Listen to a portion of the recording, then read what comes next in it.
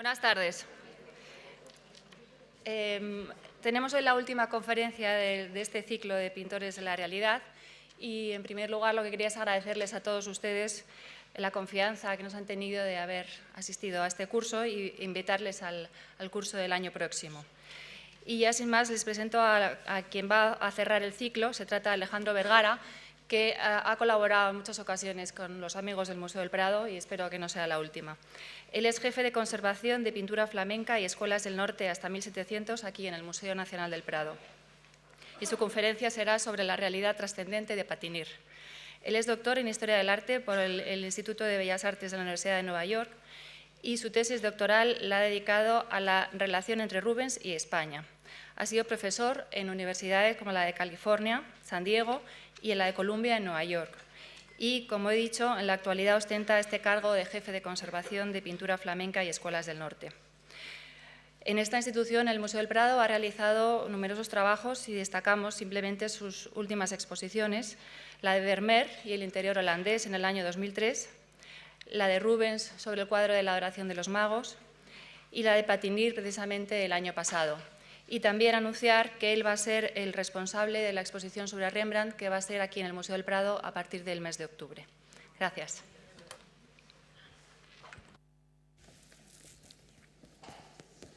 Gracias, Nuria. Buenas tardes y gracias por venir a escucharme. Me llama la atención el título del curso, claro está, porque Patinir viene antes que Caravaggio y un poco fue un encaje de último minuto, pero es una figura fundamental en la historia de este concepto del realismo, de quien vamos a hablar hoy. Quería aprovechar la ocasión para promocionar un producto y perdonarme por ello, pero me parece a mí importante llamar la atención sobre un documental que hemos hecho en el Museo del Prado junto con el Centro de Estudios Europa Hispánica, que es un documental de 1 hora sobre Patinir, y lo digo porque me da miedo que sea un producto que se pierda. Se ha puesto a la venta, me parece que hoy, en el museo. Y lo hemos hecho con ganas, con interés, y es una especie de forma diferente de difundir la historia y el arte, ¿no? Y me gustaría un poco llamar la atención sobre esto que se ha puesto a la venta hoy y lo hago como reacción a mi temor de que se nos pierda sencillamente, ¿no? Me parece que es un producto interesante y tengo curiosidad también de conocer sus reacciones. Una nota previa antes de empezar a hablar de realismo y paisaje, que es lo que vamos a hacer, y vamos a hablar, por supuesto, también de Patinir, pero no solo de él, ¿no? Y la nota previa es una... he oído yo algunas de las charlas de este curso, pero no todas, y es obvio, y algunos de la gente que ha participado en el curso han llamado la atención sobre este asunto, es obvio que cuando hablamos de realismo en historia del arte o en pintura nos referimos a la realidad entendida como la apariencia exterior de las cosas, ¿no? Cómo se presentan ante nuestros ojos. Y es obvio también que esa no es más que una de las muchas realidades que tiene la vida, ¿no? O ante la que se nos presentan como seres humanos. Y tengo en mente, por ejemplo, muchos estudios que se han hecho sobre diferentes temas, uno de ellos en literatura, sobre todo más que en pintura, y la idea de que hay circunstancias o hay experiencias que no se pueden reproducir por lo meramente descriptivo y que se reproducen mejor por vía metafórica, digamos, ¿no? Por vía simbólica. Se ha escrito bastante, por ejemplo, sobre la literatura del Holocausto y se ha escrito sobre la diferencia que hay de escribir esa experiencia o de escribir un tipo de poesía que pretende evocarla, que pretende que el lector llegue a vivir esa misma experiencia. Y es evidente que vivir una experiencia a través de sensaciones es igual de real que leer una descripción de una experiencia, ¿no? Y es también obvio, yo creo,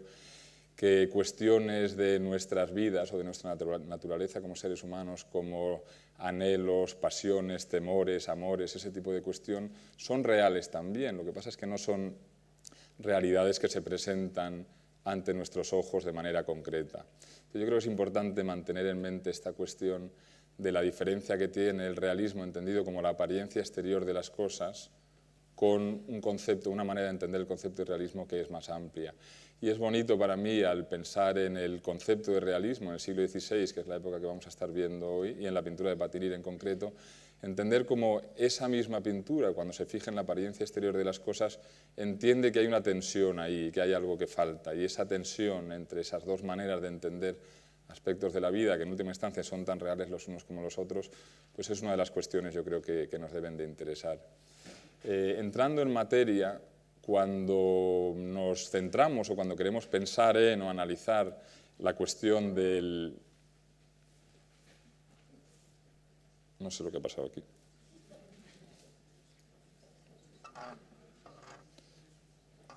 Vamos a ver si consigo...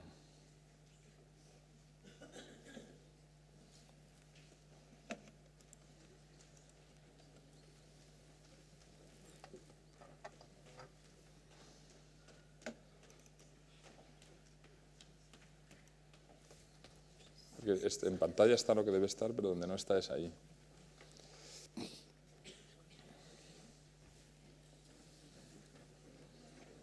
Yo creo que no está sintonizado el ordenador con la pantalla esta, me parece.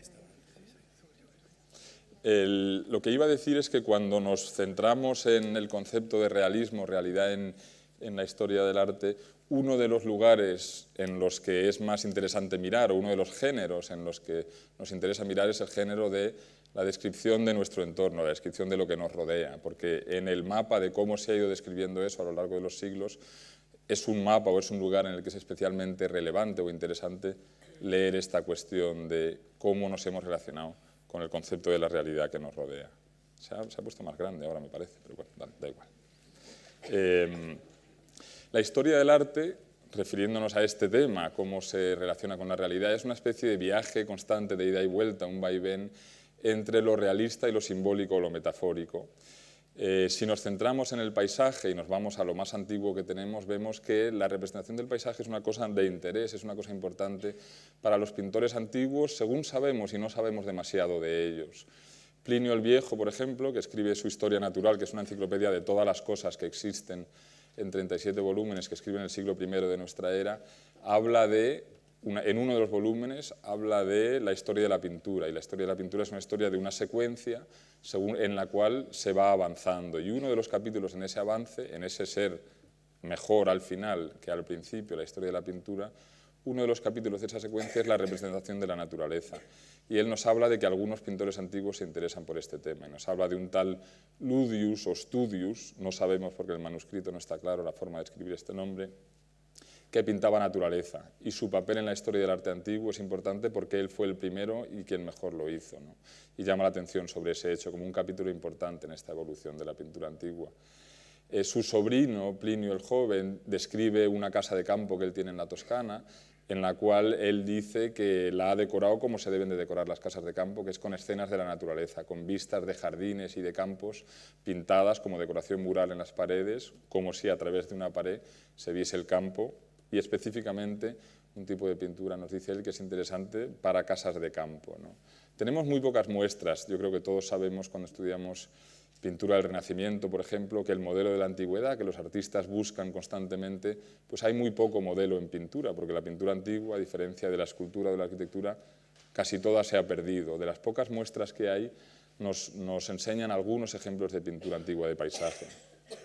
En la imagen de la izquierda, una decoración de una pintura mural de un paisaje, de un puerto, una especie de escena medio urbana, medio portuaria, que está en el Museo Arqueológico de Nápoles, que es del siglo I de nuestra era también.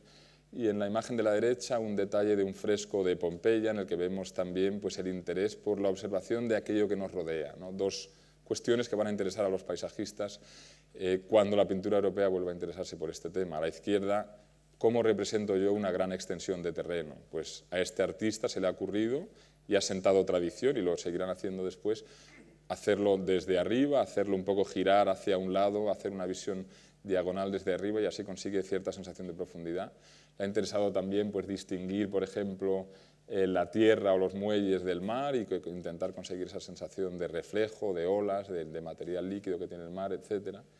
Y en la imagen de la derecha lo que vemos que le interesa al artista es la atención al detalle, la descripción muy concreta y muy específica, con mucho detalle de muchas cosas, ¿no? Hay algunos otros textos antiguos que nos dicen cosas parecidas. Sabemos, por lo tanto, que en esta época a los artistas, y eso quiere decir también a su público, a la gente que está pagando este arte, les interesa mirar a su entorno con cuidado, con atención y reproducir ese entorno. Y eso es interesante para nosotros porque va a dejar de pasar durante más de 1000 años, ¿no? En la Edad Media europea, y por cuestiones relacionadas con el dominio de la filosofía cristiana, y exagerando, esquematizando un poco, como hacemos necesariamente en la historia y sobre todo en una reducción de la historia, una charla de 1 hora, reduciendo, esquematizando un poco, como digo, pero en última instancia es cierto, se pierde interés por lo concreto, por lo material, por lo que nos rodea. La filosofía cristiana presenta el mundo en el que vivimos como un mundo que en el mejor de los casos es de poco interés, porque es un lugar meramente de tránsito, el mundo que interesa es el del más allá, y en el peor de los casos es un mundo que se ve y se entiende de forma negativa, porque es el escenario de nuestra vida como pecadores, ¿no? De la que nos salvaremos solamente cuando salgamos de este mundo. Como consecuencia de esas cuestiones, pues hay poco interés por la observación de lo que nos rodea, y vamos a ver una tras otra imágenes de este periodo en el que vemos que no interesa mucho, como digo, el aquí y ahora, sino lo que interesa es un poco esquematizar o entender el aquí y ahora como un lugar que nos dice algo del más allá. La naturaleza, por ejemplo, puede ser entendida o interesa porque la creó Dios y es un lugar en el que podemos fijarnos para entender a Dios, pero solo nos interesa en ese sentido, no nos interesa en sí misma. Y aquí una serie de imágenes que voy a enseñar de manuscritos, un manuscrito alemán del siglo X a la izquierda, una ilustración en la que vemos pues, una figura de Dios sentado en majestad, rodeado por una serie de figuras esquemáticas, simbólicas, abstractas, que podemos incluso interpretar como la idea de que Dios existe o figura fuera de ningún lugar concreto, y como diana o centro, concepto absoluto en sí mismo, ¿no? Rodeado de los símbolos de los 4 evangelistas. A la derecha una imagen algo posterior en la que, por supuesto que algo interesa la realidad, al artista le interesa que nosotros entendamos que estas son personas, aunque sean personas sagradas, y vemos que le interesa también contar una historia y en esa historia aludir a cuestiones como la pena o el dolor, y vemos que ha aprendido a aludir esas cuestiones con gestos como doblar la cabeza hacia un lado o poner una mano al lado de una mejilla. También hay una pequeña referencia a la naturaleza, al paisaje, de lo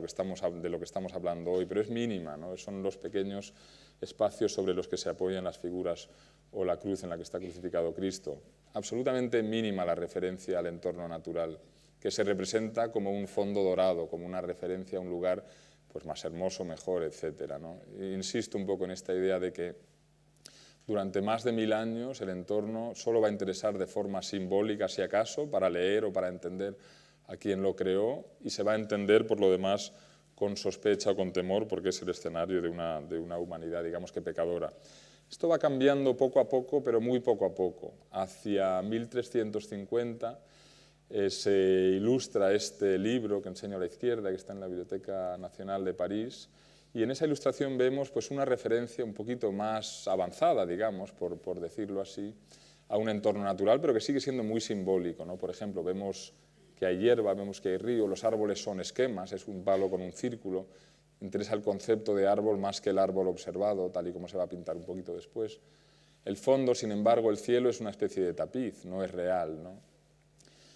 Va avanzando la cuestión, va avanzando el naturalismo, el interés por el realismo, pero es un avance muy, muy tímido aún. En torno a 1400 se pinta un políptico en el norte de los Países Bajos, un pintor anónimo, no sabemos quién es, está en el Museo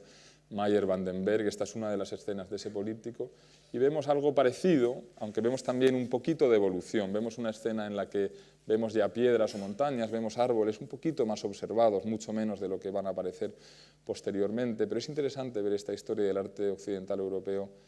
Se puede ver de muchas maneras, una de ellas es esta evolución durante la Edad Media,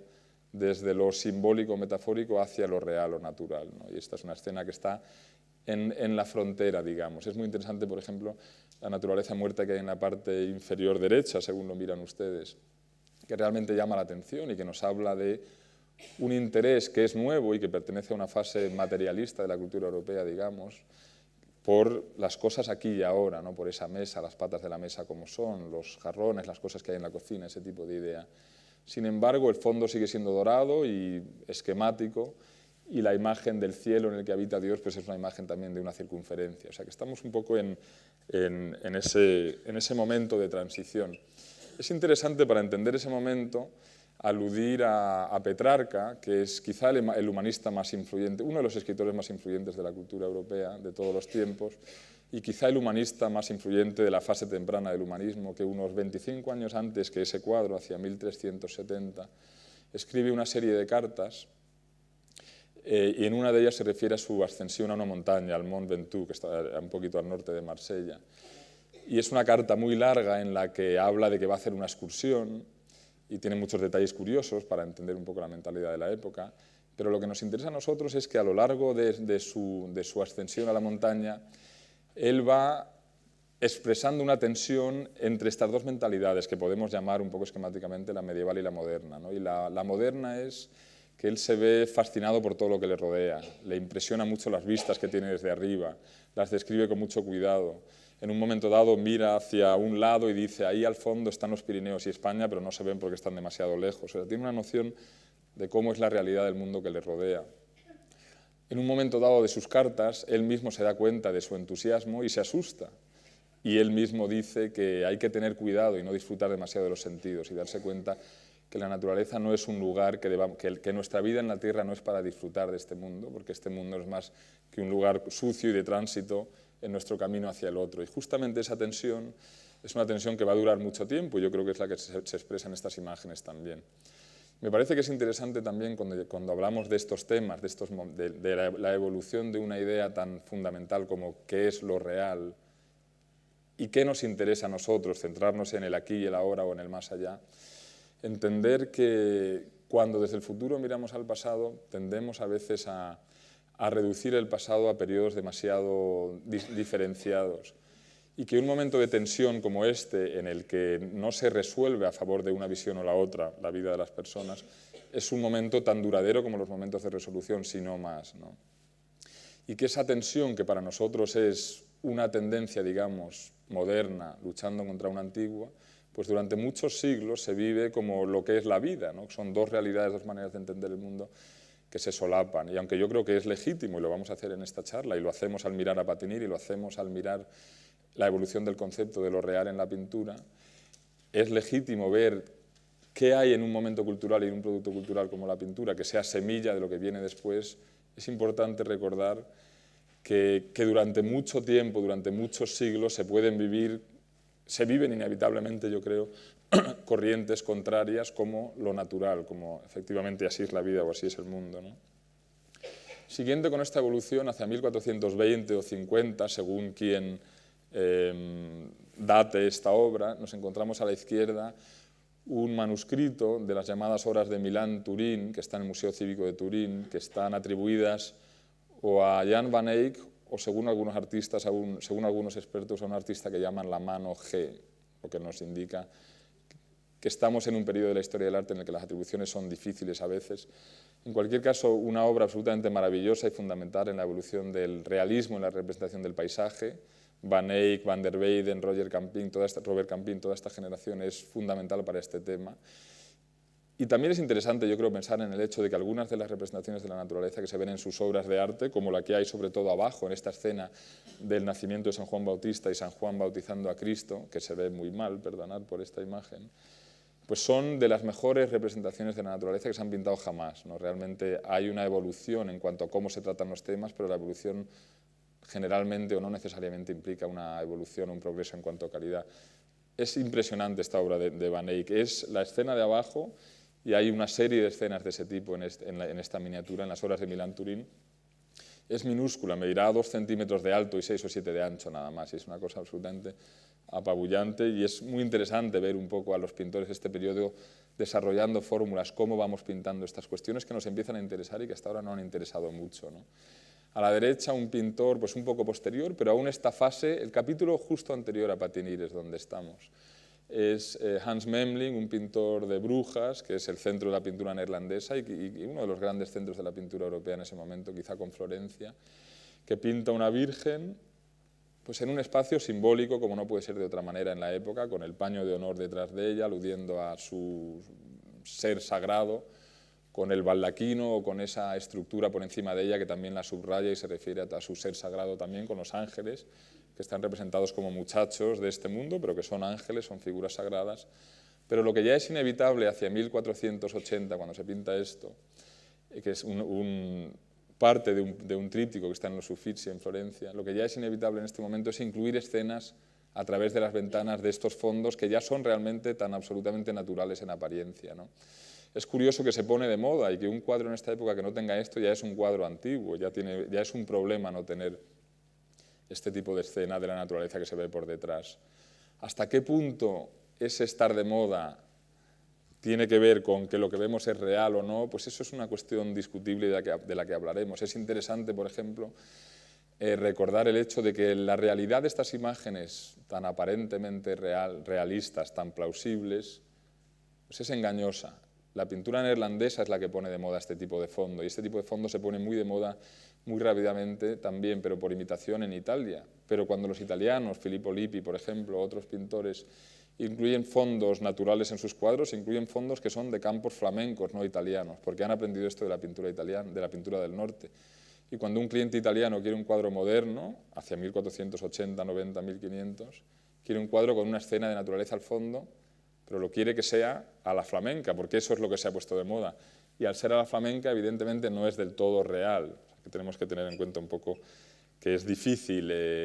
identificar, vemos un campo en un cuadro, pues esto ya es más real que lo anterior. Evidentemente es más real en el sentido de que nos hace fijarnos en el mundo, en el aquí y ahora, y de que hace que ese mundo interese y que ya representarlo sea inevitable, pero es interesante también pensar en el hecho de que queriendo realidad la quieren de otro sitio, no la propia, ¿no? Lo cual nos tiene que hacer cuestionar esa noción. Una imagen que quería mostrar también para ver hasta qué punto es radical el cambio que está habiendo a finales del siglo XV.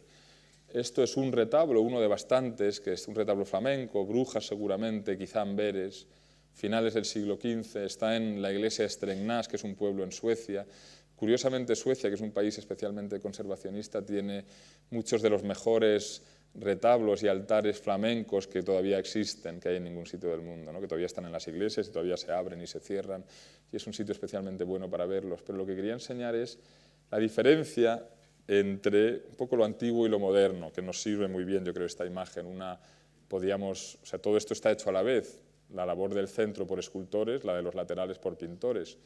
En parte está hecho así porque la escultura es más cara, es más laboriosa,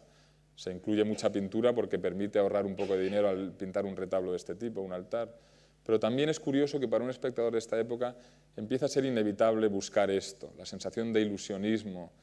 de que la imagen es una especie de ventana hacia un mundo que parece real, va a cobrar tanta fuerza que muy pronto se va a convertir en inevitable. Yo creo que esta es una imagen buena para ver efectivamente la diferencia que hay entre este mundo dorado, más simbólico, y la pintura entendida como una especie de espacio en el que se representa algo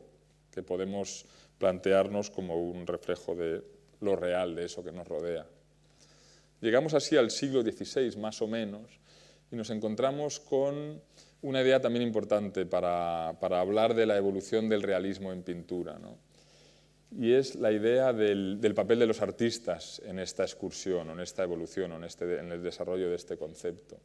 Lo que enseño aquí arriba a la izquierda es una acuarela, una guada y acuarela de Durero, que se suele fechar en 1495,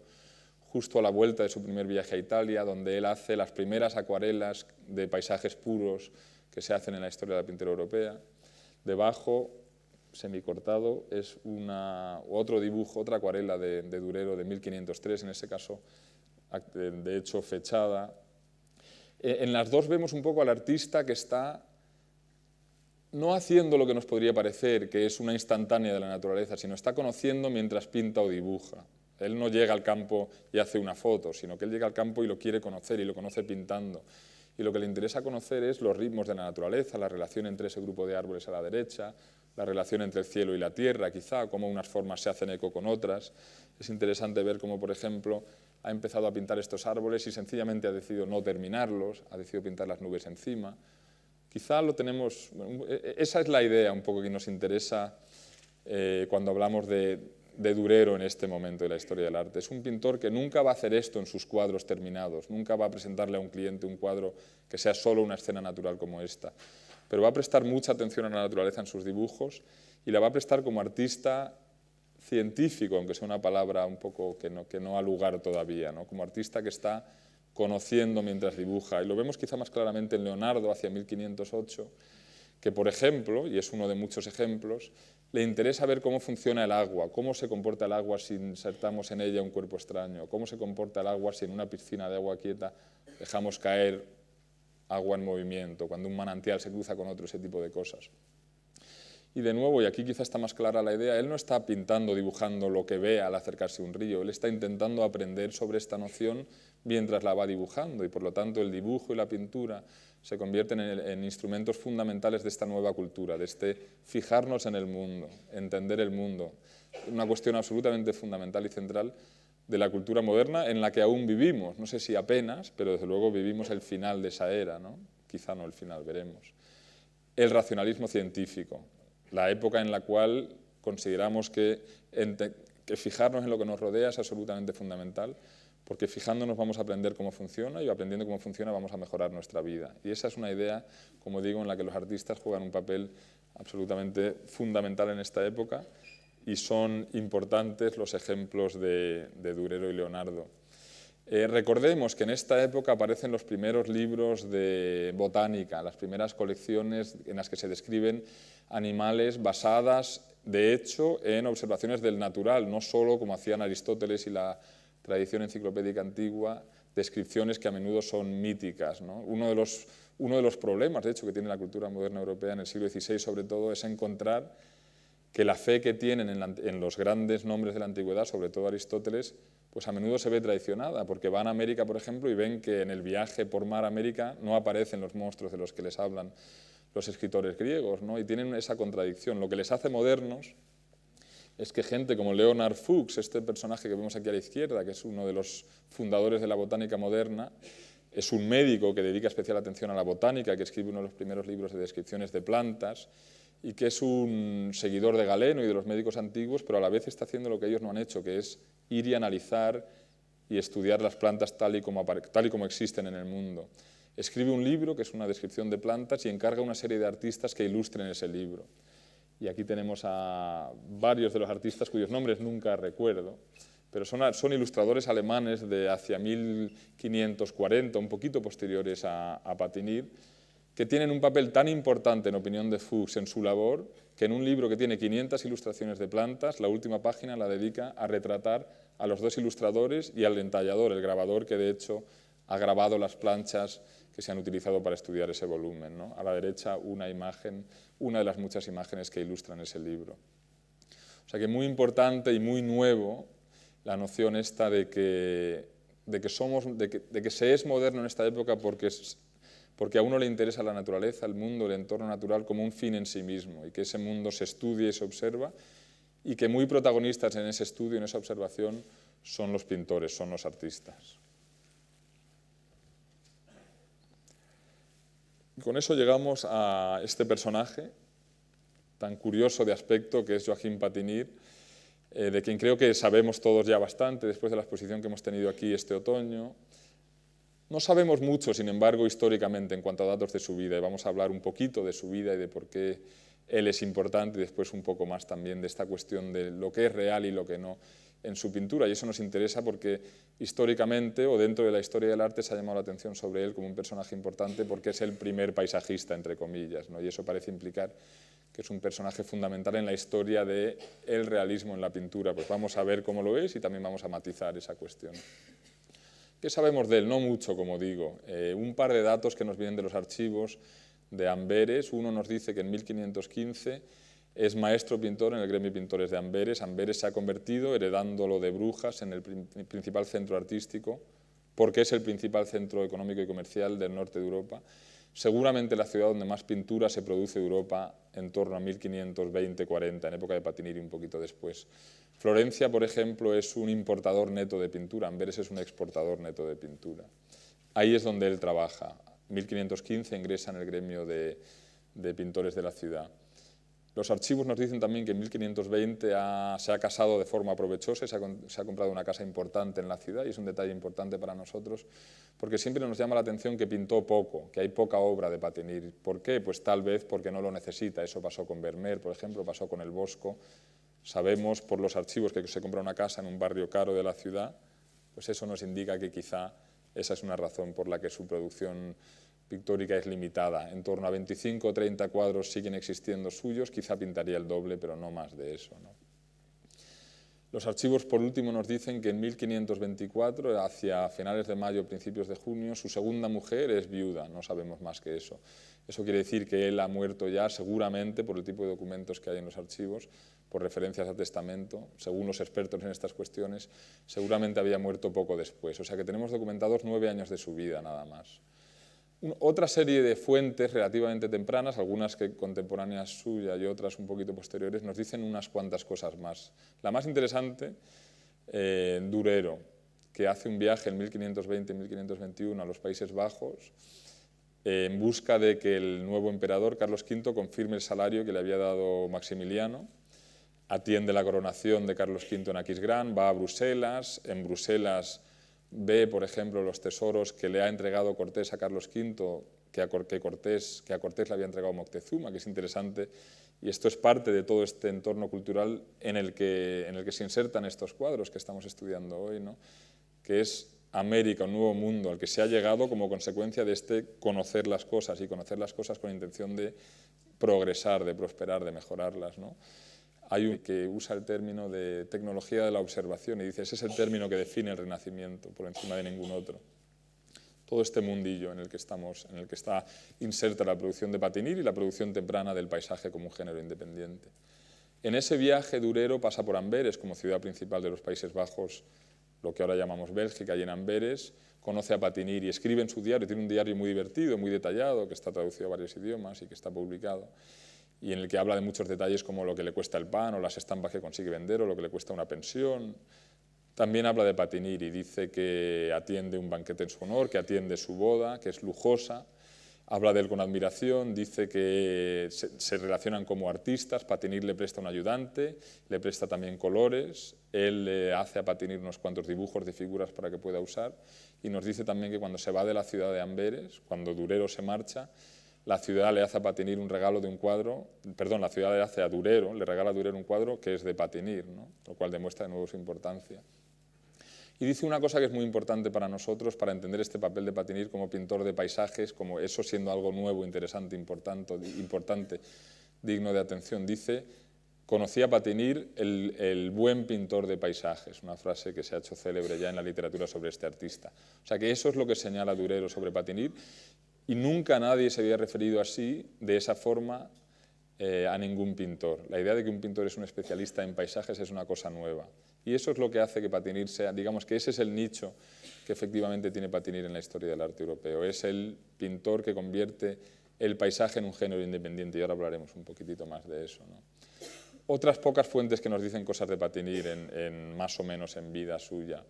poquito después. Hay un humanista, historiador, viajero florentino, Ludovico Guicciardini, que escribe una historia de los Países Bajos en las que destaca pues, lo que es importante en esa parte de Europa, y entre otras cosas nos habla de Patinir y nos dice que es un pintor de campos, y nos dice también que es de un lugar, que es un dato que hasta ese momento no teníamos, que es de Bobigny, que es una ciudad, un pequeño pueblo ahora, que está en el sur de Bélgica, en la provincia de Namur. Otro historiador publica en 1572 una biografía de artistas en las que aparece un retrato de cada artista destacado de Europa en esa época con un pequeño texto sobre su vida debajo. Esta es la página que dedica a Patinir, suponemos que con un retrato inspirado en el que dice Durero que él hizo de Patinir cuando estuvo en Amberes. Lamsonius, que es como se llama el autor de este libro, en ese pequeño texto en latín que veis abajo, dice que Patinir es un pintor de campos y casas, de nuevo llamando la atención sobre este aspecto de su arte, y nos dice que es de Dinant, no de Bobigny. Dinant es un pueblo que ahora mismo son el mismo municipio, está al otro lado del río. También tiene interés esto porque una de las cuestiones interesantes cuando uno ve la pintura de Patinir son esas rocas tan típicas que tiene, esas rocas que parecen pura fantasía, existen en la región de Dinant, en la región de Namur, en el sur de Bélgica, ¿no? Entonces es interesante el detalle este de que Patinir está convirtiendo en marca de su tipo de pintura una cosa que él o recuerda de juventud o de niñez, o de hecho fácilmente podría conocer por continuos viajes que haga a esa región. Un historiador importante más, Karel van Mander, en 1604, es un holandés de Haarlem que escribe una historia de una serie de biografías de los pintores del norte de Europa, en la que quiere llamar la atención especialmente sobre el paisaje, porque Haarlem se ha convertido en la capital de la pintura de paisaje a principios del 17 y le interesa un poco darle importancia a ese género estableciendo una genealogía para él, ¿no? Y nos habla, por supuesto, del iniciador del género que es Patinir. Todas estas fuentes lo que nos dicen son dos cosas. Una, que es un personaje importante, lo es ya desde época de Durero, por lo tanto en vida, y sobre todo lo que nos interesa a nosotros, que es un personaje conocido, importante, digno de destacar por su papel como pintor de naturaleza, de paisajes. Aquí vemos, esto la verdad que habría que reducirlo, a ver si lo puedo reducir aquí.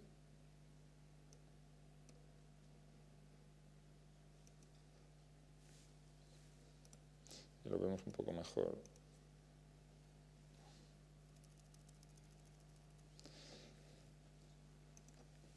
Aquí nos encontramos con un Patinir terminado ya ante la imagen que conocemos todos, yo creo, por el Museo del Prado, pero un par de cuestiones antes quizá de hablar de la imagen en sí misma. ¿Qué quiere decir esto de que Patinir sea el fundador del género de paisaje? Que parece una cosa exagerada, ¿no? Realmente es el tipo de noción aprendida, de noción que nos llega a lo largo de la historia, de la que lo lógico, en principio, al menos es dudar como historiadores, porque parece raro que eso se lo invente un señor de golpe, y efectivamente así es. Hemos visto, por ejemplo, en los fondos de cuadros de Memling o en la pequeña viñeta que pinta Van Eyck, y podríamos ver muchos más, y se vieron algunos en la exposición en Madrid, que el paisaje o una imagen de un paisaje parecida a esta estaba ya inventada, lo estaba más o menos unos 100 años antes de que pintase Patinir, hacia 1415 o quizá 20 o 25, ¿no? Lo que es verdad es que no estaba inventada como imagen principal, como imagen que dominaba el cuadro. Era una imagen que estaba relegada al fondo de los cuadros. Patinir sí que es la persona que decide que esa ventana que vemos al fondo de un Memling va a ser lo principal de un cuadro y decide que el resto de las figuras van a ser secundarias, van a ser menos importantes. Transforma la jerarquía que existía anteriormente y es una transformación realmente radical, pero no es un invento nuevo, no parte de cero, como no ocurre nunca, pero en su caso quizá menos, ¿no? Como digo, algunas de las cuestiones principales que vemos aquí en Patinir, pues la vista desde arriba, el esquema de los colores pardo, verde, azul, ese tipo de cosa lo vemos en Van der Weyden, lo vemos en Memling, lo vemos en Van Eyck, lo vemos en Robert Campin, pero lo vemos siempre en lugares muy secundarios. Lo que tiene Patinir es la idea de convertir esto en protagonista. Y lo que es muy interesante es que tiene muchísimo éxito, y ese éxito también es fundamental para entender su papel histórico. Porque lo que es verdad también es que mientras que antes de Patinir no existía, de hecho no existe la figura del pintor especialista en paisajes, a partir de Patinir la explosión de este tipo de figura es inmediata. Y ya en vida de Patinir empiezan a aparecer especialistas en pintar paisajes, fundamentalmente paisajes, o sea, escenas religiosas, pero en las que lo religioso y la figura son aparentemente al menos secundarios, o jerárquicamente en cuanto al espacio que ocupan son secundarios, y el paisaje es lo principal. Patinir se especializa en eso, hace fundamentalmente eso y lo hace durante toda su carrera. Y ya en vida suya aparecen otros pintores que le imitan y que empiezan a hacer lo mismo. Antes de él nadie hizo eso. O sea que lo que es cierto es que la idea de que pintar esto es algo que merece la pena o es algo sobre lo que un artista puede construir su carrera, esa idea es nueva. Y en ese sentido Patinir es el primer pintor de paisajes. Es el primer especialista en paisajes, pero eso no quiere decir que sea la primera persona que mira el entorno natural y dice yo voy a pintarlo, y es una diferencia relativa, pero no deja de ser importante, ¿no? Es interesante pensar también en por qué tarda tanto esto,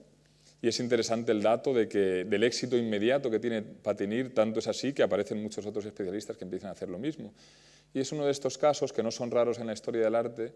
en los cuales el público, digamos, el mundo del arte, escritores, conocedores, público, coleccionistas, está listo para un producto antes de que ese producto aparezca. Y cuando aparece el producto, el éxito es inmediato. Pasa lo mismo, por ejemplo, con el final del manierismo en el siglo XVI en Italia.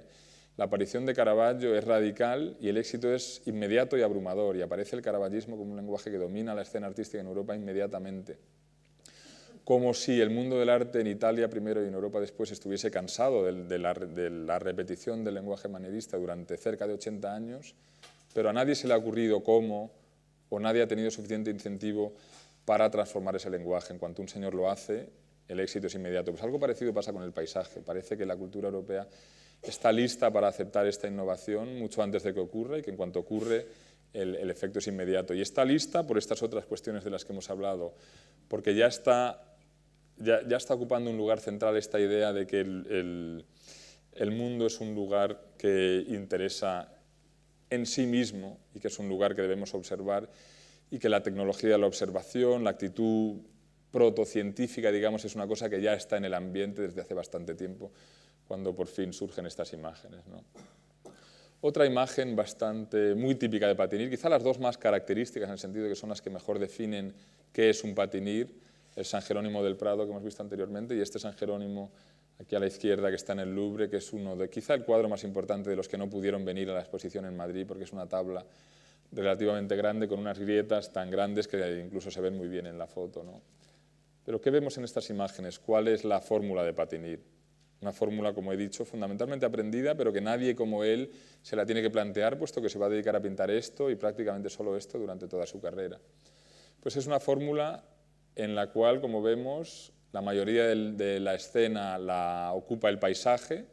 pero siempre, absolutamente siempre, sin excepción, dentro de ese paisaje hay una historia. Y en todos los casos, menos uno, o seguramente en todos los casos, esa historia es una historia religiosa que tiene que ver con las vidas de santos o con episodios de la historia sagrada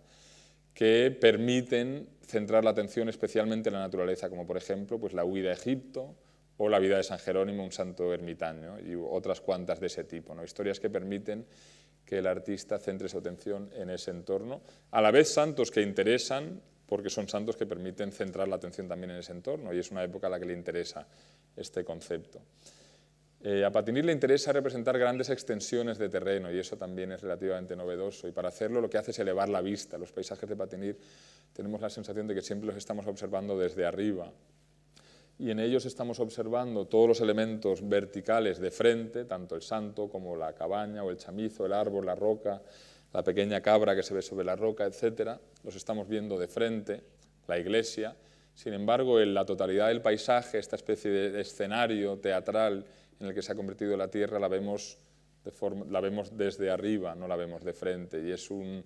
especie de truco que tiene precedentes, pero que funciona, es una fórmula que nos engaña, digamos, que nosotros realmente tenemos que fijar nuestra atención en ello un rato para darnos cuenta que lo está haciendo así, ¿no? Elementos también que han ido desarrollando poco a poco otros pintores cuando se interesaban en pintar el paisaje, y que él convierte en una fórmula que repite una y otra vez, pues el primer término pardo, el segundo verde y el fondo azul, que le permite crear esa sensación de recesión hacia la distancia. Todavía no lo que llamaremos con el tiempo la perspectiva atmosférica, o sea, él no hace que lo del fondo esté más difuminado que lo que está más cerca, no hay sensación de que la atmósfera va haciendo que lo del fondo se vea peor que lo que está cerca, lo que hace es, con esa transición de tres colores, va creando esa sensación de alejamiento hacia la lejanía. Y quizá también interesante la repetición casi obsesiva de estas rocas, ¿no?, que se convierten en un elemento tan característico, que son interesantes también en la historia de la aparición de la naturaleza como algo que se pinta o que se representa de forma plausible, si lo comparamos con cómo se representan las montañas en episodios de la historia sagrada durante la Edad Media, que es de forma puramente esquemática, ¿no? Es Van der Weyden el primero que parece que ha ido al sur de Bélgica y que ha empezado a fijarse en rocas que de hecho parecen reales, aunque son un poco sorprendentes, pero por eso tengo aquí esa imagen a la derecha tomada de uno de los ríos, del río Lesse, cerca del río Mosa, en las proximidades de Dinant, de donde era Patinir, para ver hasta qué punto realmente lo que está pintando Patinir es algo inspirado en la realidad y que él va a convertir en una especie de marca de autor. Y esto es importante por un concepto que también tenemos que tener en cuenta, que es hasta qué punto Amberes es un mercado de arte extremadamente competitivo, en el que un pintor tiene que competir con una cantidad de artistas mayor de la que ha habido, con una concentración de artistas sobre todo mayor de la que ha habido hasta ese momento seguramente en ningún otro sitio de Europa. Y esa es una cuestión importante para nosotros porque seguramente por esa razón, fundamentalmente por esa razón, Patinir se inventa este género o se convierte en especialista,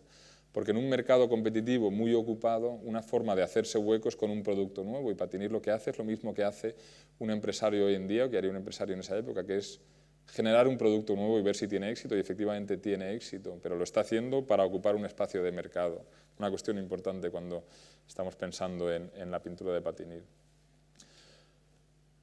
Todo lo que he estado diciendo hasta ahora parece que describe la pintura de Patinir como algo más o menos realista, ¿no? Es una fórmula, efectivamente, pero es una fórmula que representa la naturaleza de una manera que para el público de la época seguramente parecería sorprendente. Y esto es una cosa difícil de evaluar para un historiador hoy en día. Mi experiencia al ver cuadros de este artista con otra gente es que a mucha gente lo que está viendo le parece muy irreal, parecen imágenes como de sueño, ¿no? O de película. Y eso es inevitable, yo creo, viéndolo desde nuestra época. Yo creo, aunque no hay forma de saberlo, porque no hay testimonios que lo digan, que para la gente en esa época, viendo lo que estamos viendo nosotros, cuando nunca habían visto escenas de este tamaño, dedicadas enteramente a escenarios naturales, lo que están viendo les parecería muy real. Lo que les sorprendería sería el realismo de estas imágenes, ¿no? Y efectivamente, la descripción de todo lo que vemos ahí es muy real en apariencia, se parece mucho a las cosas tal y como son. Sin embargo, es un realismo muy simbólico, y de eso voy a hablar a partir de ahora, un poco de esta tensión entre cosas que parecen reales, pero que de hecho pueden ser leídas de forma simbólica. Para describir este realismo peculiar de Patinir, un historiador americano, Craig Harbison, ha acuñado el término de realismo de particulares, o realismo de los detalles. Él habla de que efectivamente, si uno recorre estos cuadros, ve que las plantas que hay por aquí abajo, la hiedra que sube por el tronco del árbol, el mismo tronco y su textura, los paños, las piedras, la forma en la que este pequeño manantial de agua fluye y la forma en la que borbotea, 1000 detalles que hay en el cuadro, los macutos sobre los camellos, la forma en la que están atados, la forma en la que la techumbre cae sobre este chamizo, la forma en la que se abren las puertas, muchísimos detalles que vemos en el cuadro, de hecho todos, o este árbol tan observado, tan real comparado con lo que hemos visto en imágenes anteriores. Todo eso es real, pero se combina de forma absolutamente artificiosa. El artista nunca sale al campo y ve lo que estamos viendo nosotros.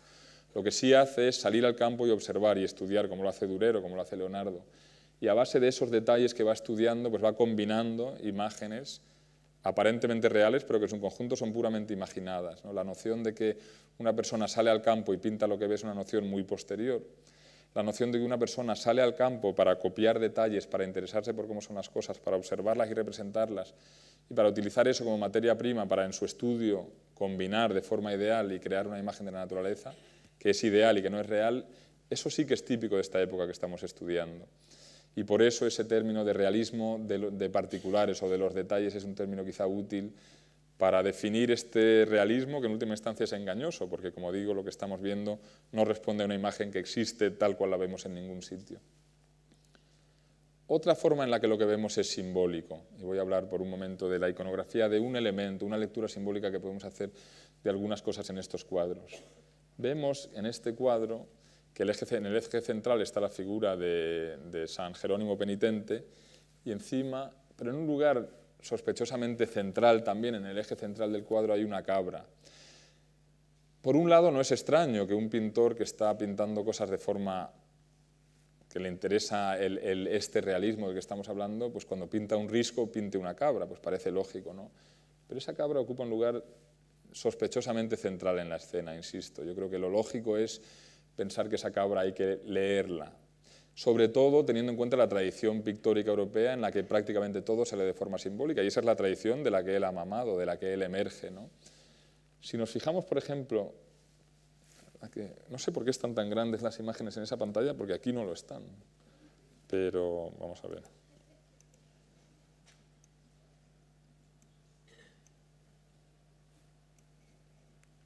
Si nos fijamos en la estampa de Durero, que es una estampa de 1504, Adán y Eva, que hay en la parte inferior derecha de la escena, que es una imagen que se refiere a la tentación, vemos que en la parte superior derecha vemos, o creerme, porque no sé muy bien, hay una cabra también en un risco. Y bueno, Durero puede estar también pintando un risco, una montaña con una cabra, no parecería lógico. Pero si viésemos esa imagen entera, que no la vemos ahora, veríamos que debajo de Eva hay un gato y debajo de Adán hay un ratón. Y eso parece, siguiendo una tradición antigua en la pintura, que es una forma de aclarar la escena, es una forma de utilizar elementos simbólicos como parte de un lenguaje que nos explica lo que estamos viendo. El gato, Eva, se referiría lógicamente al agresor, por decirlo así, y el ratón o Adán a la víctima, en una escena en la que Eva está ofreciéndole la manzana como tentación a Adán, que va a ser la víctima de esa tentación. Los animales sirven como elementos simbólicos que nos explican o aclaran la imagen, y parece lógico pensar que en esa escena la presencia de la cabra pues, pueda ser leída de esa forma también. La cabra es un elemento, si uno busca en fuentes cristianas y antiguas, que se lee de muchas formas diferentes. Una de ellas es como una referencia al demonio, y así va a seguir apareciendo en la historia de la pintura en Goya, por ejemplo, ¿no? Una referencia al diablo. Otra forma en la que aparece la cabra con frecuencia en la tradición antigua, sobre todo, y lo vemos en Esopo, por ejemplo, es como una referencia a la tentación. En muchas fábulas de Esopo aparece una cabra como un elemento que significa tentación, como un símbolo de ese concepto. Por ejemplo, hay unas cuantas fábulas, hay una fábula en la que hay un lobo diciéndole a una cabra que baje, que el verde está mucho más rico donde está el lobo que donde está la cabra, y la cabra dice que no va a bajar porque lo que el lobo quiere es comérsela. Es una referencia a la cabra como elemento que se identifica con este concepto de la tentación, porque se repite una y otra vez. Otra fábula muestra a un zorro que está metido en un pozo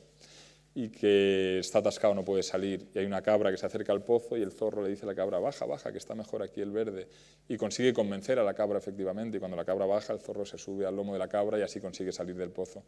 y la cabra se queda dentro. La idea de que la cabra es un animal que se identifica con mucha frecuencia con la tentación tiene sentido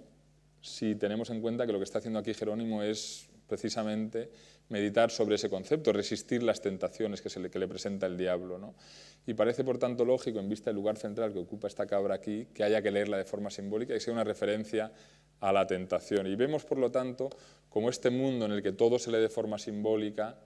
se solapa o coexiste, no tiene problema para coexistir con un mundo en el que, aunque la realidad se entiende de forma simbólica, la realidad ahora tiene que parecerse realmente a lo que se nos presenta ante nuestros ojos, porque así lo exige la cultura del momento. Ese es el elemento nuevo, el realista. El elemento simbólico, sin embargo, está muy lejos de perderse aún. En otro cuadro de Patinir, un cuadro muy pequeñito que está en el Museo Real de Bellas Artes de Amberes, vemos de nuevo una cabrita, que está ahí arriba. Aquí vemos un detalle de esa misma cabra. Aquí, sin embargo, no parece que la cabra pueda ser leída de forma simbólica. Vemos que la Sagrada Familia huye de la matanza de los inocentes hacia Heliópolis, en Egipto, y huye en un escenario que parece ser lo principal del cuadro, un escenario natural, la típica imagen de Patinir, y en ella vemos una cabra. Y la cabra, en este caso, yo por lo menos pienso que no debe de ser leída de ninguna manera especial. No hay nada en las escrituras que nos diga que en esta escena tendría sentido introducir este concepto, con lo cual sí parece lógico, sin embargo, que en un pintor que tiene como una parte esencial de su fórmula estos grandes riscos inspirados en las rocas del sur de Bélgica, pues que ponga una cabra en ese risco, porque la cabra es un animal pues, típico de ese mundo, ¿no? De nuevo, lo que quiero hacer es ir un poco cosiendo estas posibles lecturas de los cuadros para al final acabar con un tapiz en el que tenemos que admitir que coexisten, ¿no? Y no resolver a favor de uno o del otro. La Laguna Estigia, un cuadro en el que de nuevo vemos una imagen de apariencia absolutamente convincente y real, pero una imagen en la que evidentemente en este caso lo simbólico tiene una presencia muy importante. Desde antiguo, desde varios textos clásicos, existe la tradición de la vida como un camino que se bifurca y en el que tenemos que elegir entre el bien y el mal. Y es un concepto que hereda la cultura cristiana y que se repite también una y otra vez en muchos textos, unos más importantes, otros menos, unos más citados y otros menos, pero frecuente, un concepto que es una parte absolutamente aceptada y asumida y aprendida de la cultura clásica y de la cristiana también. En la cultura clásica a menudo se manifiesta, o el lugar la historia en la que más se manifiesta, es en la de Hércules eligiendo entre el bien y el mal, o entre la virtud y el vicio. Y de nuevo no me ha entrado ahí la escena del todo. Es una estampa de Durero, 1498, en la que vemos al héroe, Hércules, eligiendo entre el camino del mal, que es el que se le presenta a la derecha, que no se ve del todo en esa imagen, que es un camino de fácil acceso, apetecible, sencillo, y el camino de la virtud o del bien, que es el camino de la izquierda, que es el camino de más difícil ascenso, que va a culminar en un lugar apetecible o admirable, o definido, por ejemplo, un poco posteriormente por San Agustín como la ciudad de Dios, y a menudo representado en pintura o en imágenes como un castillo, un palacio. Aquí lo vemos, el camino arduo, que es el del bien, o sea, una escena que es una especie de esquema del mundo en el que vivimos, y ese mundo se entiende como un mundo que tiene dos caminos, el del bien y el mal, y esa vía alternativa se representa con dos caminos en un paisaje, uno agradable y fácil y otro de difícil ascenso que culmina en un sitio que es al que debemos de querer llegar. Eso mismo es lo que nos presenta Patinir en la Laguna Estigia. En el lado izquierdo, una visión del paraíso terrenal con una ciudad, una construcción de cristal que está encima de una isla donde aparecen los 4 ríos del paraíso, con lo cual identificamos sin ninguna duda con esa descripción bíblica. Los edificios del paraíso inspirados en la pintura del Bosco, que es un pintor muy influyente de quien vamos a hablar en un momento, pero claramente un mundo dividido en bien y en mal, un mal engañoso, con una entrada más fácil que la del bien, que parece fácil pero se pierde por aquí, y en la que aquel que se adentre en ella va a acabar en el infierno, y esta es la boca del infierno, con el cáncer, el perro cerbero, el perro de 3 cabezas que lo está protegiendo, y una serie de escenas demoníacas en la parte superior, de nuevo inspiradas en el Bosco. O sea que de nuevo la presentación de lo simbólico, de una visión del mundo que es tan fundamentalmente cristiana como lo ha sido la de hace 8 o 10 siglos, pero tiene que ser presentada de esta forma, al menos en parte plausible, realista, naturalista, y en eso consiste su novedad. Perdón. Otra imagen en la que vemos pues más o menos lo mismo, las tentaciones de San Antonio, que está también en el Museo del Prado, de Patinir, pintado por Patinir en colaboración con Quentin Metsais, un cuadro hermosísimo, para mí el cuadro realmente que más se queda, ¿no?, de todos los que pintó Patinir, en el que vemos uno de los escenarios, una de las escenas de paisaje más realistas, ¿no?, entre comillas, por usar ese concepto, porque insisto que eso él no lo está pintando tal y como lo ve, pero que más quieren engañarnos, que más quieren ponernos ante una imagen que es aparentemente real, que se habían pintado hasta entonces. Esto debe ser en torno a 1520, recordar Patinir del 15 al 24, pues en los pocos años en los que sabemos que vive y pinta, pero la sensación de recesión de una imagen en la que vemos una gran distancia, de que es una gran distancia que presenta ante nuestros ojos el mundo y nos hace pensar en el concepto del mundo y en el mundo como un lugar real, ¿no?, y que lo hace de forma absolutamente convincente, con todos los detalles observados. Eso nunca había ocurrido en un cuadro como en este. Y sin embargo, la historia que se nos cuenta es una historia tomada de Jacobo de Vorágine, en la que San Antonio resiste las tentaciones que le presenta el diablo en forma de esta mujer con colmillos, y el diablo muy directamente en forma de estas figuras demoníacas que ahora os voy a enseñar en unos detalles, en las que efectiva y realmente pues unas figuras inspiradas en el Bosco están torturando, como cuenta la leyenda dorada, al santo. No solo le tientan, sino que le torturan. Y aquí vemos todas estas torturas. O sea que, de nuevo, coexisten 2 mundos absolutamente durante este periodo, y coexisten 2 visiones del mundo. Una, la nueva, la que es germen o semilla de futuro, es la a la que nos podemos referir cuando usamos el término de racionalismo científico, de principio de esa corriente en la cultura europea, de observación de lo real, de tecnología de la observación, de interés por un mundo que se ha hecho más pequeño, el mundo que ha hecho posible la curiosidad que ha hecho posible o que ha hecho que la gente tenga ganas de llegar a nuevos lugares, el mundo por el que se interesa Durero cuando va a ver lo que ha venido de México a través de Cortés para el emperador, ese tipo de cosas, pero con una versión absolutamente cristiana del mundo en la cual la vida se entiende como un lugar en el que transitamos como víctimas de la lucha entre el bien y el malo, como víctimas de la lucha entre Dios y el demonio. Una lucha o una cuestión, un concepto que nos plantea de manera muy clara el Bosco, y el Bosco es un pintor absolutamente fundamental para entender la cultura de la época y también para entender a Patinir. El Bosco muere en 1516, un año después de que Patinir ingrese en el gremio de pintores, y aunque es un pintor que sale poco de su ciudad, es muy influyente y es un pintor de grandes mecenas, y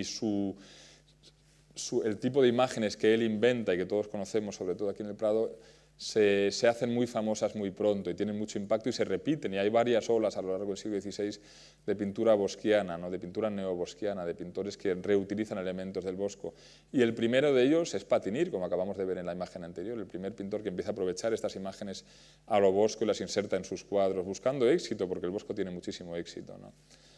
Pero el Bosco es fundamental también no solo por el éxito que tiene, sino porque plantea muy claramente esta cuestión que es central en la cultura de la época, de la vida entendida como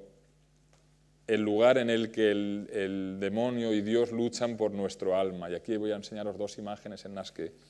apenas, pero se va a ver eso un poquito. En la mesa de los 7 pecados capitales, por ejemplo, vemos una escena, y hay varias otras de este tipo en la obra del Bosco, en la que hay un moribundo recibiendo el sacramento de la extrema unción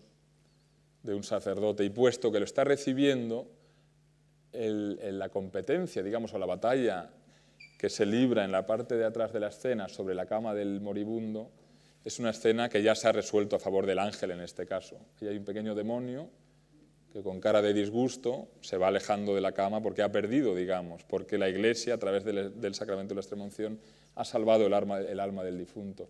El ángel, sin embargo, es el triunfador en este caso. Hay otras escenas del Bosco muy parecidas a esta en la que pasa exactamente lo contrario, en la que gana el demonio, es el que ha conseguido llevarse nuestro alma, ¿no? En esta aún no sabemos lo que va a pasar. Esto es la tabla central del tríptico del carro de Leno, que está en el Prado. Esa tabla se está restaurando ahora y veis que en una escena dedicada a los pecados, de una vida excesivamente dedicada a lo sensual y a buscar provecho material de la vida, hay dos figuritas aquí en torno a esta pareja. Una de ellas es un ángel, en el lado bueno en el que estaba también el paraíso en la laguna Estigia, y el lado bueno de la escena de Hércules entre la virtud y el vicio, el lado derecho de la imagen en sí. Hay un ángel que mira hacia arriba donde está Cristo, y en el lado contrario hay un pequeño demonio, y ellos están haciendo lo que resume o lo que define nuestra vida, que es competir por nuestro alma, ¿no? El demonio se la quiere llevar hacia el mal y el ángel se la quiere llevar hacia el bien, hacia la salvación, hacia la perdición. Y esa es la imagen, eso es el tipo de vida en la que cree Patinir también, y esa misma lucha se dirime también en los cuadros de Patinir y en muchos cuadros aparentemente realistas de la tradición paisajista, realista o naturalista del siglo XVI europeo. Por ejemplo, en esta escena, que es de uno de estos seguidores del Bosco, un cuadro maravilloso que no colgamos aquí casi nunca, pero un cuadro que está en el Prado de un seguidor anónimo del Bosco, seguramente unos 30 años después del Bosco,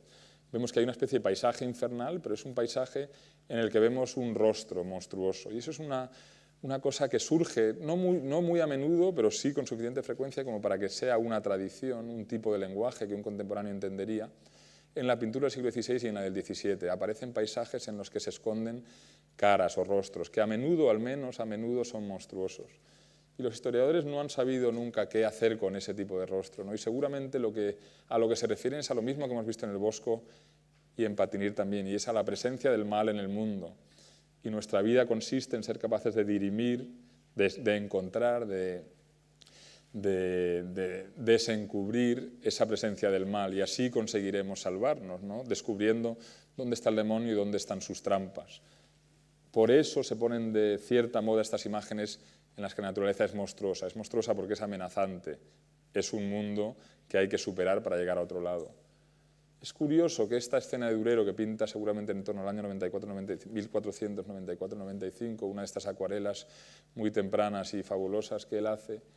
siempre se ha leído un rostro aquí,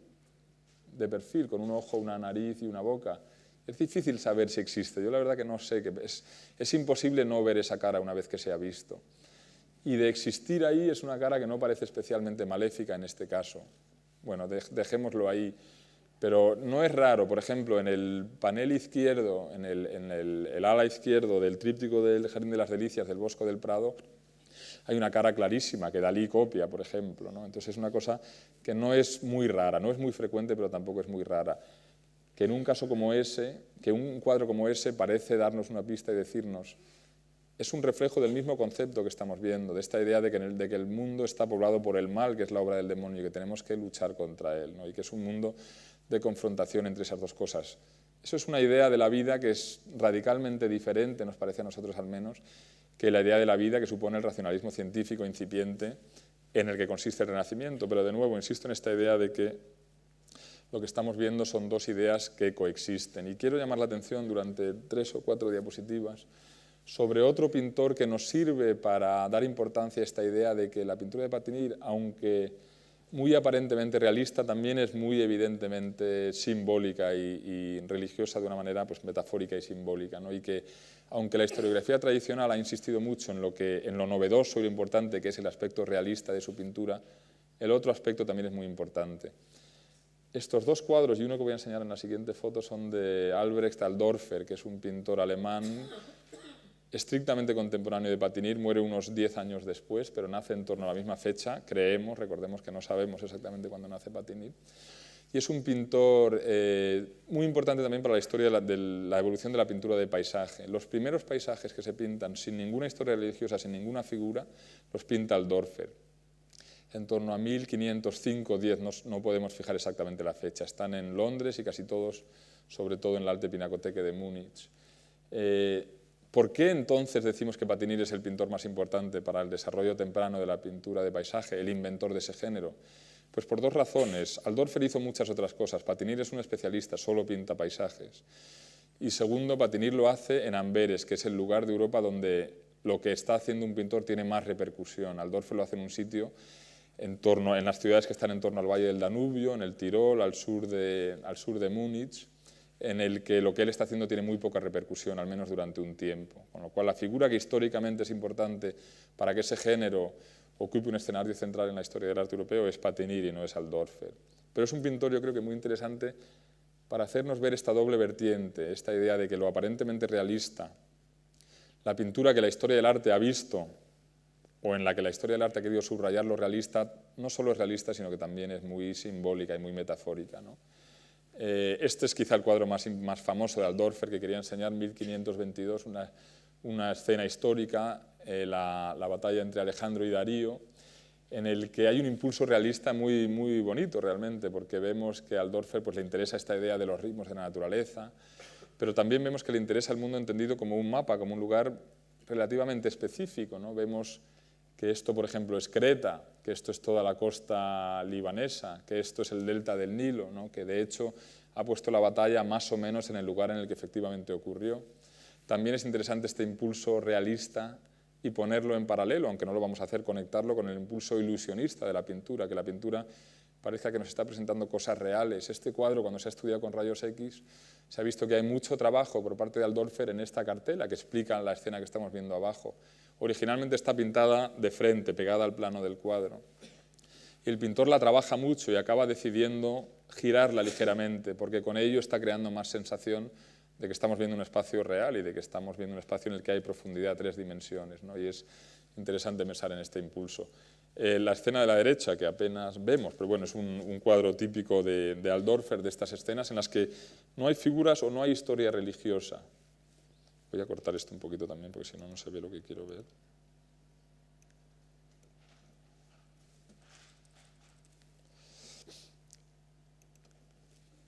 Pero esta acuarela es especialmente importante, yo creo, porque en ella vemos, es una acuarela que se ha leído tradicionalmente como una escena interesante, porque es una escena muy temprana de algo que no es más que paisaje, que no es más que campo, pero yo creo que es legítimo verlo, como lo ha hecho un libro reciente de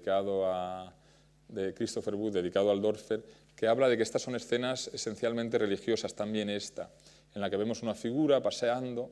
que va a entrar en una especie de puerta que representan estos dos árboles,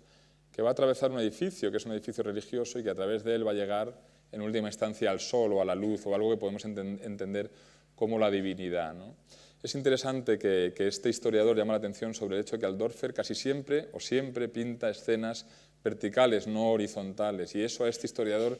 le permite asociar estos cuadros con pintura religiosa, pintura de retablos o de altares. Y él dice que lo que está haciendo Alldorfer es algo que se explica dentro del contexto de la Reforma luterana, ¿no? Lo que está haciendo Alldorfer, que es un personaje próximo a ese mundo, es decir que lo religioso no se vive solamente a través de una experiencia mediatizada por la Iglesia, que son las experiencias que nos cuentan las Sagradas Escrituras, sino que se vive también a través de aquello que creó Dios, que es el campo. Y es esta cultura de la Reforma luterana que lo que está haciendo es está buscando el contacto con Dios al margen de la mediación de la Iglesia. La importancia de eso para la historia de pintura de paisajes es que el lugar en el que se puede encontrar a Dios en esta tradición de la Reforma protestante en el norte de Europa es precisamente, como digo, en la naturaleza, y eso hace que pintar la naturaleza sea especialmente importante para este grupo de gente. Y es otro ingrediente de los que tenemos que van a desembocar en este gran tapiz de qué es la pintura de paisaje en el siglo XVI y por qué surge, ¿no? El impulso simbólico y religioso, el impulso científico, naturalista, prerracionalista, pero también esta idea de que se vive la divinidad al margen de la experiencia mediatizada por la Iglesia, en la que insiste tanto la Iglesia de Roma, y que al vivirse así, eso es un tipo de experiencia en el que se van a centrar los pintores, al menos los pintores de este entorno. Para terminar ya quiero llamar la atención sobre otro aspecto de los cuadros de Patinir en el que yo creo que vemos de nuevo esta tensión entre lo real y lo simbólico. Y insisto un poco en esta idea de que podemos empezar en lo real y acabar llamando la atención sobre lo simbólico, o al revés, podemos empezar en lo simbólico y acabar llamando la atención sobre lo real. Y las dos cosas coexisten, y en ese coexistir se define la cultura del momento. En este San Cristóbal, pero en muchos otros cuadros de Patinir, a mí me llama especialmente la atención, y creo que es en última instancia lo más hermoso de los cuadros de este pintor, el fogonazo ese blanco que hay siempre más allá de la línea del horizonte. En este caso lo vemos en esta zona de aquí. Este es el cuadro casi completo que estuvo en la exposición, que pertenece a Patrimonio Nacional, que estaba colgado en el Escorial antes de la exposición, y no he ido desde entonces, pero me imagino que estará de nuevo colgado en el Escorial, un cuadro maravilloso. Esto, como digo, es uno de los elementos repetitivos en la pintura de Patinir, y es un lugar de los cuadros de Patinir que ejerce una especial atracción. Parece que todo lo que hacemos es recorrer el cuadro con la sensación, en última instancia, de que no podemos evitar trasladar nuestra vista y nuestra mente a ese punto, ¿no? En parte por el fogonazo blanco, en parte también por la línea esta recta del horizonte, que tiene el efecto de hacer que queramos siempre llegar justo más allá, que queramos adivinar lo que hay más allá, como sucede, de hecho, con el horizonte. Esto lo enseño pues, como ejemplos de que es algo muy, muy típico de los cuadros de Patinir. Si viésemos los 29 o 30 que existen, pues en todos vemos esa misma sensación de que a la recesión de pardo a verde, de verde a azul, sucede justo más allá del horizonte este fogonazo blanco, que es un blanco no del todo real, es algo que ocurre en la naturaleza apenas, ahora lo vamos a ver, pero que ahí es donde acaba nuestra vista y nuestra mente. Como digo, hasta cierto punto, eso de hecho existe en la naturaleza. A ver si puedo reducir esto también. Es difícil de encontrar, pero se encuentra. En este paisaje alpino, por ejemplo, pues vemos que si uno está en un valle muy profundo, en una puesta de sol lenta, en una época del año con una puesta de sol lenta, y ve una montaña muy arriba, pues vemos algo de este efecto, en el que vemos la tierra en oscuro, un fogonazo, un destello muy fuerte de luz, y por encima de ese destello el cielo vuelve a oscurecerse. Pero es muy difícil encontrar esto en la naturaleza. Uno puede dedicarse a buscarlo y realmente no ocurre muy a menudo. Patinir debió de inspirarse en la realidad, debió de ver algo suficientemente parecido, se puede ver en cualquier puesta de sol o en algunas puestas de sol algo parecido, y le interesa ese fenómeno, y a partir de esa observación él se va a dedicar a pintar algo que en última instancia yo creo para él, y esta es la última diapositiva, en última instancia para él yo creo que es evocación de un mundo que está más allá, y de un mundo que para él representa luz, y que representando luz para él representa seguramente el concepto de la divinidad o Dios, ¿no? Pero de nuevo aquí estamos solapando estos dos conceptos, y vamos a acabar con eso, la idea de que el pintor se inspira en la naturaleza, en los fenómenos que existen, que se pueden observar, y se inspira en ella y lo representa, y en ese representarla está haciendo algo moderno. Sin embargo, seguramente, en última instancia lo está haciendo también al servicio de una idea que en última instancia es antigua. Lo que es germen de la pintura del futuro, lo que es germen de la historia del arte posterior y sobre la que ha tratado este curso, es el impulso realista en la pintura de Patinir, pero de nuevo insisto en que es importante recordar que es un ingrediente que se solapa con otro y que no es único. Y nada más, gracias.